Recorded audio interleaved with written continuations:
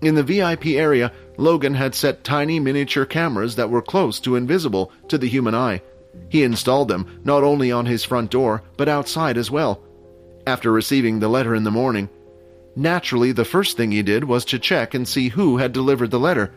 As the video played, it was clear as day that Layla was the one who had delivered the letter. "Layla, huh? It seems like this little group of yours, Quinn, has their tiny little secrets. Although this one is not mine to tell." After meeting with Logan, the boys only had a little time before lunch would end, and they would head to their combat classes. That's when Fex asked a question that seemed out of the blue for everyone present. "So who is this Truedream guy? Is he a big deal?" Fex asked. Everyone stopped for a moment and turned to look at Fex strangely. It was impossible for someone who lived on Earth to have never heard of the big four family names. This fact had even shocked Quinn, and he started to think more and more that perhaps vampires were no longer on Earth.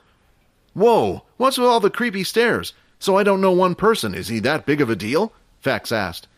"Well, to be honest, I think Vorden would probably know more about him," Quinn replied. "I only know the basics." At this point, everyone was all ears to hear what Vorden had to say.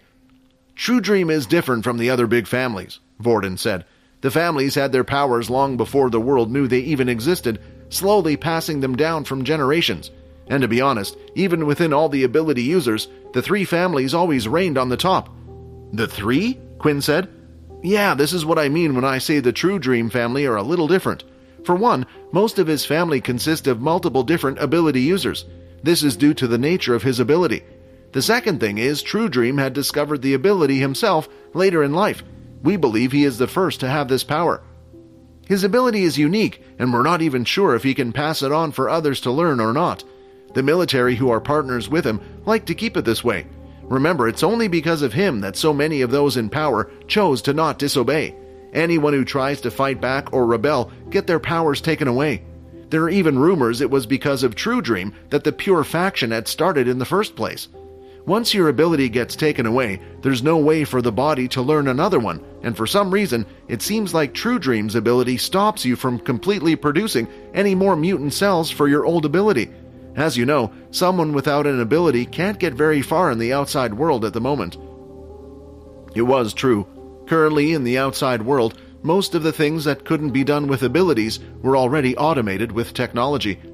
Everyone then received a universal income, but it wasn't enough credits to live on Earth, causing most of the humans to relocate to shelters on other planets, some of which were less protected than others. Although even after Fex had heard Vorden's explanation, this Truedream person still didn't seem like a big deal to him. Even if Fex's ability did get taken away, there was nothing he could do about his vampire powers. Also, it seemed like Truedream himself was very weak, so he didn't understand the fear associated with his powers that the others had. After the boys finished talking, it was time for them to split up and head for their combat classes. Before doing so, Peter changed his number from an ability level of 2 to a 3. This way, Bones could see he was progressing and report back to Duke. As usual during their combat class, the group was going through their kicks once again. It was expected since the theme for the lesson would carry on for a week.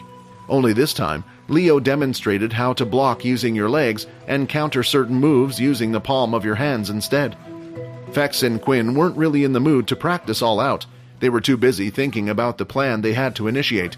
So they were casually kicking and blocking each other's attacks at a normal speed. They had a lot on their minds as the plan wasn't perfect. It couldn't be perfect because they didn't know what Truedream was going to do, so the only thing they could try was improvising and plotting around a few things they did know what was going to happen. In the middle of their practice, Fex asked Quinn a question. "Hey, that ghoul, he evolved, right? So I'm guessing you sorted everything out. Do you know what he evolved into?" "You mean you can't tell?" Quinn replied as he palmed away a kick. "I can tell he smells different from before, but I don't think I've smelled his type, so what is he?" "He's something called a wight." When Quinn spoke those words, Fex had suddenly stopped kicking. "Seriously? What a rare evolution. He must be quite powerful then, maybe even stronger than me in terms of physical abilities." "What makes you say that?" Quinn asked. "Well, a wight's strength is mirrored by his creator's strength, and his creator has to be a leader," Fex explained, "which makes me think why he even left the ghoul in the first place, or why he hasn't come back to pick it up." "Well, it doesn't have to be a leader, right?" Quinn said, nervously hoping to throw Fex off this dangerous trail. Any vampire can turn someone. Quinn had made sure to check this fact with the system beforehand, and it was true that most vampires could turn someone. However, depending on their power, it limited how many people they could turn. At most, a regular vampire could only turn one person. "Are you serious? Did they teach you nothing here?" Fex said as he let out a sigh. "Although a vampire can indeed turn anyone, it is against the laws. The only person who has permission to turn someone is the leader of one of the 13 families. If anyone else was to turn someone, that would be classified as illegal. The vampire and whoever created it would be taken back to be executed." Quinn gulped at hearing this piece of information. Is this what the system meant when they said they would now be coming after him? Was Quinn and Peter both considered illegal in the eyes of the vampire families? After all, Quinn was an unusual vampire, as the system had stated. As he was busy thinking and taking it all in, the system had interrupted. "Hey, don't worry, you are not illegal," the system said. "However, I didn't want to tell you this so soon, for you still are not strong enough and don't have the classifications of one. But ever since you turned Peter and created your family name, you too are now a vampire leader. But as I stated before, if you want to live, never reveal this information to anyone." Although Fex didn't say anything else, he had kept a few things to himself. Wights were known to only follow one person. Otherwise, their natural nature would take over and they would go on a rampage. Many of them had to be destroyed once their masters had been slain, otherwise they would attack everyone in sight. The fact that Peter hadn't done that meant whoever had turned him was still close by.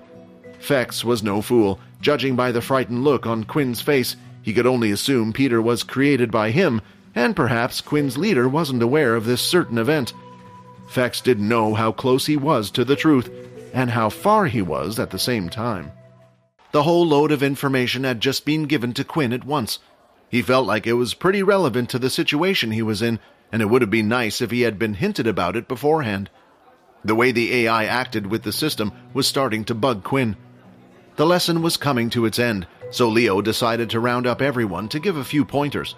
This was Quinn's chance to ask the system the questions he needed. "Look, I don't understand anything," Quinn said. "I understand maybe you didn't want to tell me before. The less I know about it, the better, hoping I wouldn't get too involved. But right now, Fex is here, and if I make a mistake and slip up, he will easily be able to tell." "I'm sorry, Quinn," the system replied. "I want to tell you, but sometimes I can't. When the Creator created me, he chose to make it so certain information was revealed only when necessary. There are things I wish to tell you, but cannot." "Then what can you tell me? Earlier Fex mentioned there being family leaders, and then you mentioned that I was one as well. What does he mean by that?" Hi, Quinn here. Wondering what happens next? If you want to jump the queue and unleash all episodes, click on the link here and install the Pocket FM app.